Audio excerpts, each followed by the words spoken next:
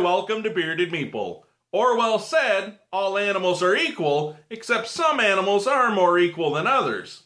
Well, at least that's the case in today's game. It plays 2 to 4 people, ages 14 plus, and it plays anywhere from 1 to 2 hours. It's all about life on the farm, at least from the animal's perspective, so to speak. It's brought to us by Dog Might. It's Livestock Uprising. Let's take a look at it. In the game, we have 4 armies: goats, pigs, chickens, and cows. Each player board will show you what resources you need for certain troops and your special forces. Each army has 3 generals. Their tokens will maneuver along the board. They can be combined to form a super army. On the back of the tiles, it'll indicate which ones are used based on the number of players. To get your troop and your special forces cards, you'll need to collect resources. We also have cards for battle plans and commands. The dice will help you in your battles. Let's take a look at the game. The size of the board will be determined by the number of players. We have our player aid and our 3 generals. Each player will begin with their 3 special force cards and 3 command cards. On a turn, 3 things will happen: the action phase, harvest phase, and marshalling phase.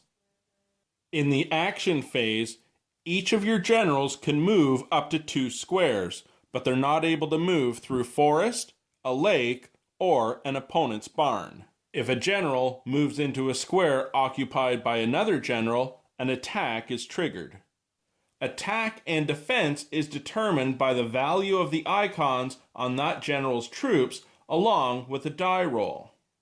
If the attacker is victorious, the defender must move to an adjacent tile and lose one of their cards. The victor will stay where they are. When it comes to the harvest phase, as your generals are moving along the board, if they land on a resource and you have a card that lets you acquire it, you're able to take said resource. Each general may harvest a maximum of 1 resource per turn. And in the marshalling phase, as you've collected your resources, you're able to cash them in, such as a corn, carrot, and obtain a berserker horse. So as you're playing the game, you're maneuvering your general, sometimes attacking, hopefully winning the fight, causing your opponent to lose cards, or you're simply maneuvering to collect resources you need to acquire more troops. Each general has a maximum of 5 units they can have. In the game, you can convene your generals back in the barn and form your super army. You flip your player aid to show your battle board. Your 1-star general will show your attack value, your 3-star general your defense, based on the value of your cards. Rules will alter slightly for how battles will ensue. Last army standing will win. And that, my friends, is Livestock Uprising. Now, a couple things I'd like to say. When it comes to board games, I like it when they're tile-based. That way, as you set your board, it's not going to be static and the same every time you play it. You have a chance to change it up a little. I thought the game scaled well for 2, 3, or 4 players.